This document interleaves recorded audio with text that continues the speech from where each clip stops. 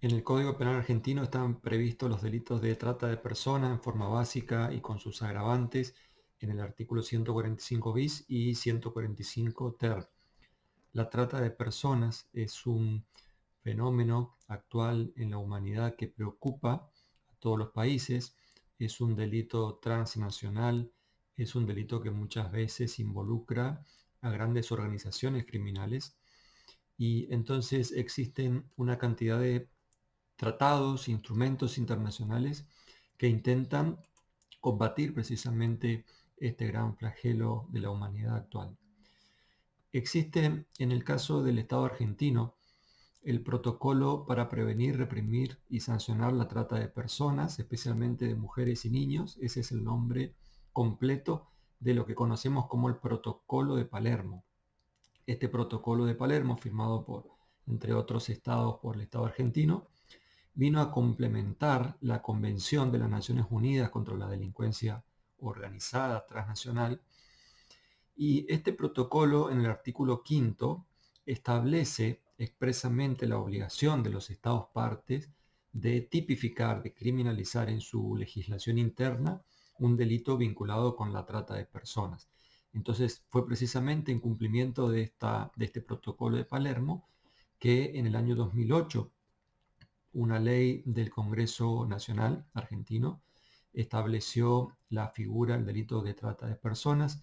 Ese delito luego se modificó en el año 2012. Vamos a ver las características generales de cada una de estas leyes. Pero en primer lugar, vayamos al protocolo de Palermo, que en el artículo 5 establece expresamente la obligación de penalizar o de criminalizar este tipo de conductas. Y además en el artículo 3, él define, da el concepto de lo que se debe entender por trata de personas. Dice, para los fines del presente protocolo, por trata de personas se entenderá la captación, el transporte, traslado, la acogida o la recepción de personas, recurriendo a la amenaza o al uso de la fuerza u otras formas de coacción, al rapto, al fraude, al engaño, al abuso de poder o de una situación de vulnerabilidad, o la concesión o recepción de pagos o beneficios para obtener el consentimiento de una persona que tenga autoridad sobre otra con fines de explotación. Esa explotación incluirá como mínimo la explotación de la prostitución ajena u otras formas de explotación sexual, los trabajos o servicios forzados, la esclavitud o las prácticas análogas a la esclavitud, la servidumbre o la extracción de órganos, el consentimiento dado por la víctima de la trata de personas a toda forma de explotación que se tenga la intención de realizar, descripta en el apartado A del presente artículo, no se tendrá en cuenta cuando se haya recurrido a cualquiera de los medios enunciados en dicho apartado. La captación, transporte, traslado, acogida o recepción de un niño con fines de explotación se considerará trata de personas incluso cuando no se recurra a ninguno de los medios enunciados en el apartado A del presente artículo. Por niño se entiende toda persona menor de 18 años. Leo el texto completo de este artículo quinto, del artículo tercero y del artículo quinto del protocolo de Palermo para que adviertan, en primer lugar, la obligación que surge del Estado argentino de tener que criminalizar, o sea, de establecer un delito en nuestra legislación interna para esta conducta específicamente. Por otra parte, para que se vea también el porqué del parecido en la redacción de las figuras penales de una gran cantidad de códigos de distintos países en la actualidad. Y en tercer lugar, para que se advierta que del protocolo de Palermo, si bien surge la obligación de criminalizar este acto de trata de personas, ahí mismo se establecen los requisitos y entre ellos los medios que se tienen que utilizar para afectar el consentimiento de la víctima. Dicho de otra forma, del protocolo surge la obligación de criminalizar, pero no surge de criminalizar quitándole relevancia al consentimiento de las personas víctimas mayores de edad, sí de los menores de edad. Esto es muy importante porque vamos a ver que nuestra legislación, la inicial del año 2008 y la reforma del año 2012, hubo un cambio muy importante en materia de la validez del consentimiento de la víctima en este tipo de delitos. En el año 2008, la ley 26.364 fue la que incorporó el delito de trata de personas a nuestra legislación, cumpliendo con el protocolo de Palermo en estos artículos 3 y 5. Según esa ley 26.364, la figura básica del delito de trata de persona exigía que se utilice alguno de los medios que hoy están mencionados en el artículo 145 ter de nuestro Código Penal, es decir, la violencia, amenaza, coacción, abuso de una situación de vulnerabilidad era uno de los medios que se podía utilizar para realizar este delito. Todo eso era necesario para vulnerar el consentimiento de la víctima. En cambio, si la víctima era menor de edad, no era necesario ninguno de estos medios. Entonces estaba claro que para los menores de edad el consentimiento era irrelevante. Para los mayores de edad, en cambio, víctimas de este delito, era necesario que se verificase alguno de estos medios, llámese amenaza, violencia o por lo menos abuso de la situación de vulnerabilidad. Entonces, con la reforma del año 2012, se vino a modificar radicalmente esta cuestión y esto tuvo que ver con algunos casos de la jurisprudencia en nuestro país, en Argentina, entre ese año 2008 y el 2012, en los que tal vez era difícil de probar el abuso de situación de vulnerabilidad, es decir, aquellos casos en los que la víctima en principio parecía consentir el ser víctima de esa trata de personas, especialmente en los casos de el ejercicio de la prostitución.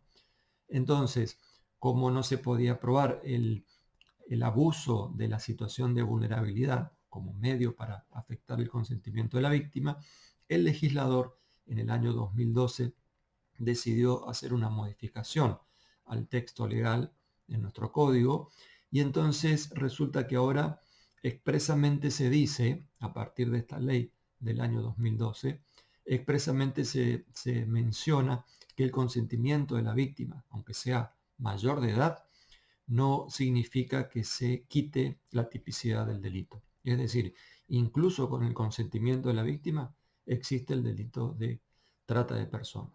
Esto significa que esta ley 26.482 del año 2012 viene a quitarle relevancia al consentimiento de las personas incluso mayores de edad. Y esto generó algún cuestionamiento desde los principios constitucionales, concretamente desde el principio constitucional consagrado en el artículo 19 de la Constitución Nacional, la autonomía de las personas, la facultad de una persona adulta de decidir sobre su forma de vida. Esta ley lo que le está diciendo es que, aún siendo mayor de edad, no puede dar consentimiento para ninguno de esos actos de la trata de personas. Claro que esto se podría aceptar, por ejemplo, en relación al supuesto de la esclavitud, al supuesto de la servidumbre. En los casos que ya dijimos, el consentimiento de la persona no podría ser relevante para quitar la tipicidad en esos supuestos. Sin embargo, un sector de la doctrina argentina está criticando el hecho de que esta reforma del año 2012 no permita, por ejemplo, el ejercicio de la prostitución o el consentimiento en el ejercicio de la prostitución, porque esto ya podría generar un delito para las personas que se beneficien o que facilitan o que promuevan esa prostitución. De hecho, hemos visto cuando hablamos de promoción y facilitación de la prostitución, en los artículos 125 bis y siguientes, que la reforma del año 2012, precisamente esta ley 26.482, modificaba la cuestión del consentimiento. Bien, que entonces lo que antes era un requisito objetivo en el texto del 145 bis y ter, según la ley del año 2008, lo que antes era un requisito objetivo, los medios, violencia, amenaza, abuso de la situación de vulnerabilidad, etc., para la figura básica era un requisito objetivo, ahora pasa a ser un agravante. ustedes van a ver que en el artículo 145 ter siguen mencionándose esos medios, amenaza, coacción, etcétera, pero ahora son supuestos agravantes del delito, no son medios necesarios para la figura básica. Bien, entiendo particularmente que la, eh, la ignorancia, el restarle interés al consentimiento de una persona mayor de edad podría significar una afectación a ese principio constitucional consagrado en el artículo 19 de nuestra Constitución Nacional, que consagra la autonomía de las personas. Entonces, creo que la única forma de salvar la constitucionalidad de esta figura de la trata de personas, el 145 bis, la figura básica, es considerar que ese consentimiento tiene relevancia. Ahora, debe exigirse entonces en los casos particulares que haya existido al menos un abuso de la situación de vulnerabilidad de la víctima. Y es que eso era lo que precisamente se pretendía proteger. Los casos en que una persona abusaba de la situación especial, por ejemplo, la situación económica especial de la víctima, y aprovechándose de esa situación, entonces, con una finalidad de explotación, la sometía al sistema de la trata de personas. Pero también debe quedar en claro que de ese protocolo de Palermo no se exige que el Estado argentino criminalice incluso con el consentimiento de la víctima. O sea, el protocolo de Palermo no le quita relevancia al consentimiento de una víctima mayor de edad. Vale como ejemplo en este sentido el Código Penal español, que tuvo una reforma en el año 2015 en esta cuestión del delito de trata de personas, y en el artículo 177 bis del Código Penal español va a encontrar una redacción similar a la de nuestro 145 bis, aunque en ese caso el Código Penal español exige que se haya afectado el consentimiento de la víctima mayor de edad, por ejemplo, mediante la amenaza, la coacción o mediante el aprovechamiento de una situación de vulnerabilidad. Bien, vamos a ver, habiendo hecho esta aclaración, vamos a ver el texto del artículo 145 bis del Código Penal y los alcances en la interpretación dogmática. Dice, será reprimido con prisión de 4 a 8 años el que ofreciere, captare, trasladare, recibiere o acogiere personas con fines de explotación, ya sea dentro del territorio nacional como desde o hacia otros países, aunque mediare el consentimiento de la víctima. Bien, el bien jurídico protegido en principio es la libertad de las personas, la libertad ambulatoria, la libertad individual de las personas, pero también la dignidad y otros bienes jurídicos, por ejemplo, la libertad sexual, la salud o hasta la identidad de las personas. ¿Por qué decimos la salud? Porque uno de esos fines de explotación tienen que ver con la extracción de órganos, por ejemplo, de las personas, ¿no? Sujetos activo y pasivo puede ser cualquier persona, aunque vamos a ver que en el 145 ter hay agravantes cuando la víctima sea mayor de 70 o menor de 18. Hay una gran cantidad de verbos típicos, como vemos en este artículo 145 bis, que demuestran la intención del legislador y en realidad de los autores de esos instrumentos internacionales, porque esto en gran medida es una copia del concepto de trata de personas de esos instrumentos, una intención de adelantar la punición, la sanción penal, a etapas previas en la afectación del bien jurídico. Ofrecer, captar. ¿Qué significa? En realidad estos verbos se entienden en el sentido en el sentido vulgar. Ofrecer sería proponer, invitar. Captar sería ganarse la voluntad de otra persona o entusiasmar a otra persona. Trasladar es llevar a una persona de un lugar a otro. Tal vez en este punto del traslado tengamos que hacer alguna mínima aclaración. Si bien es cierto que no es necesario que se llegue al lugar de destino cuando se habla de traslado para que el delito esté consumado, no hace falta llegar al lugar en que se pretendía llevar a la víctima, pero sí es necesario que ese traslado signifique algún aporte importante en la cadena de la trata de personas. Es decir, llevar a una persona a 20 metros en un vehículo, o 100 o 200 metros en un vehículo, en principio parecería irrelevante. De modo que cuando se dice trasladar hay que entender cómo llevar a esa persona de un lugar a otro, pero siempre y cuando se haya contribuido a esa cadena de la trata de personas. Acoger significa hospedar a alguien, esconderlo, alojarlo. Recibir significa admitir a la víctima o tomarla.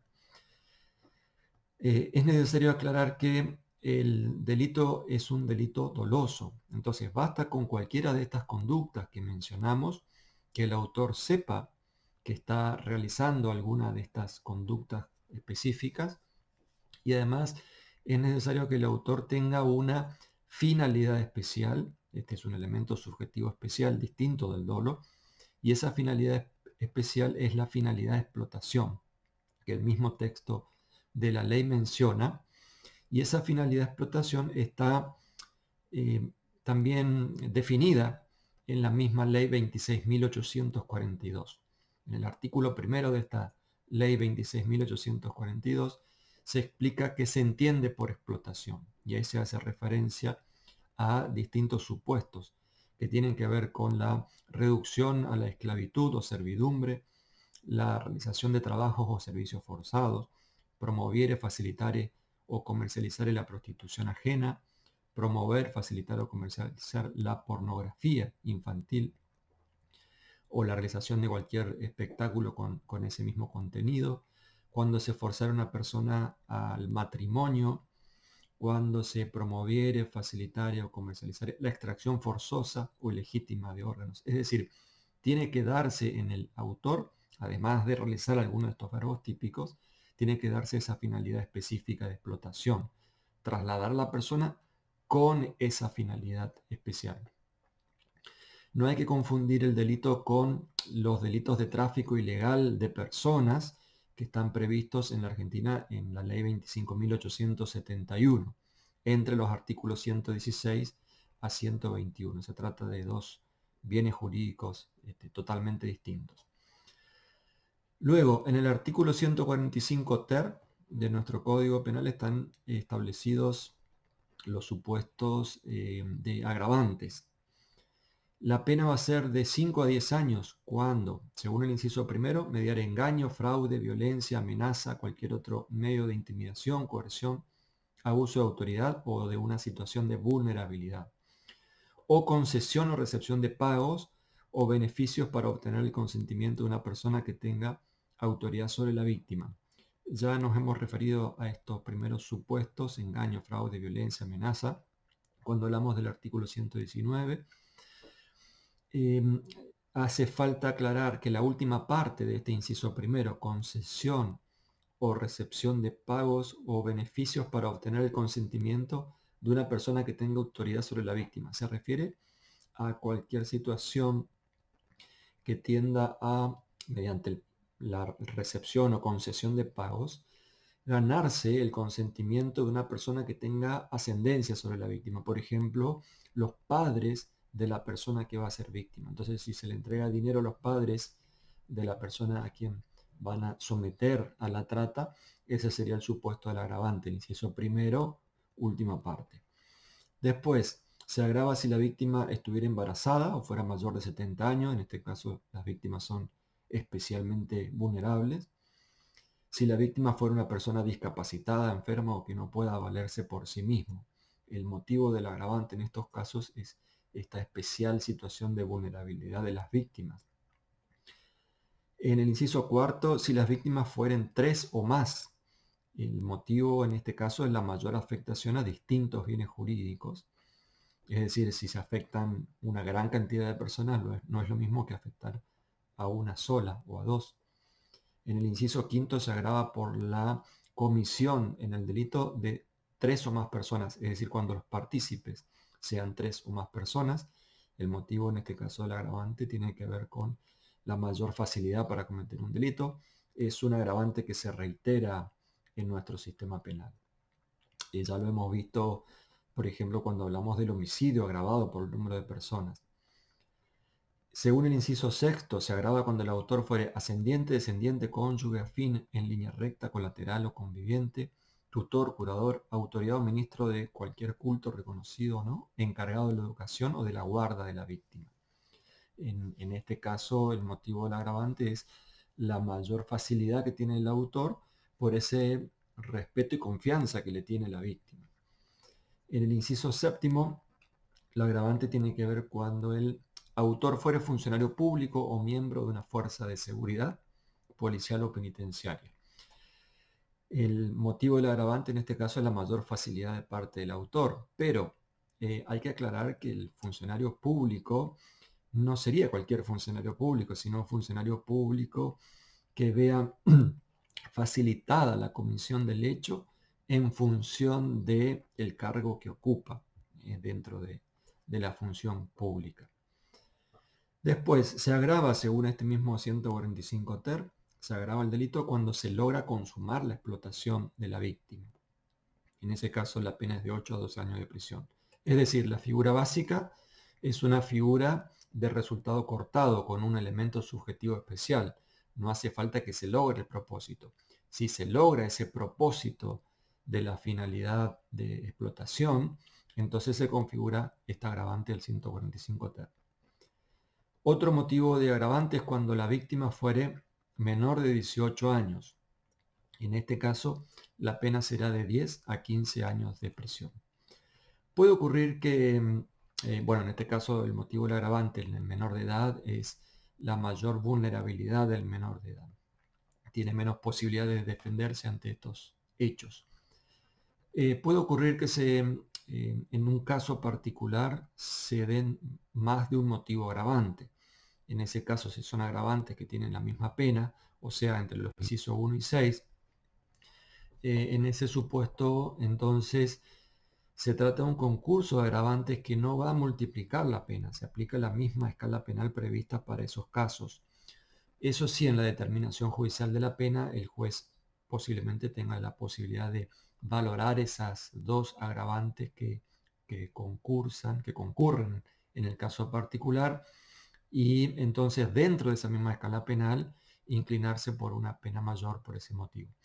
Puede ocurrir también que se configure una de las agravantes de los incisos 1 a 6 y una de las agravantes del último párrafo. Por ejemplo, menor de edad es lo que está previsto en el último párrafo, menor de 18 años, y que la víctima además esté embarazada. Por ejemplo, si la víctima es una niña embarazada de 16 años, ahí se configurarían las dos agravantes.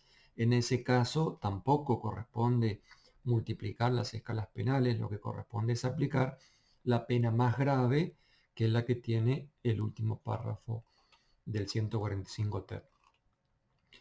Bien, no está previsto en el 145 bis ni ter, pero sí surge de la ley 26.364, que fue la que incorporó el delito de trata de personas, del artículo 5, un eximente de pena, un motivo de exclusión de la pena para aquellas personas que intervengan en el delito que intervengan en la comisión de cualquier delito, pero que sean víctimas de trata.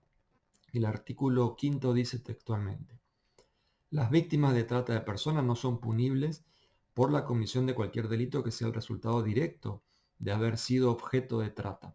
Tampoco les serán aplicables las sanciones o impedimentos establecidos en la legislación migratoria cuando las infracciones sean consecuencia de la actividad desplegada durante la comisión del ilícito que las damnificara.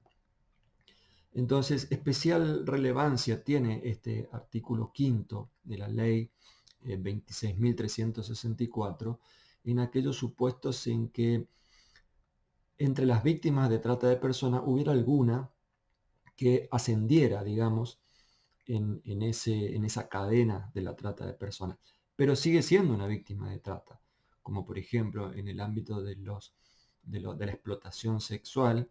Si una de esas personas que en principio fue víctima se le otorga un rol por parte de los organizadores de ese gran grupo criminal, si se le otorga un rol de manejo de ascendencia sobre las demás víctimas, por ejemplo la llamada madama dentro de uno de estos sistemas de explotación sexual, si es una víctima originaria de trata de personas, podría estar incluida en este grupo de personas eximidas de la pena directamente.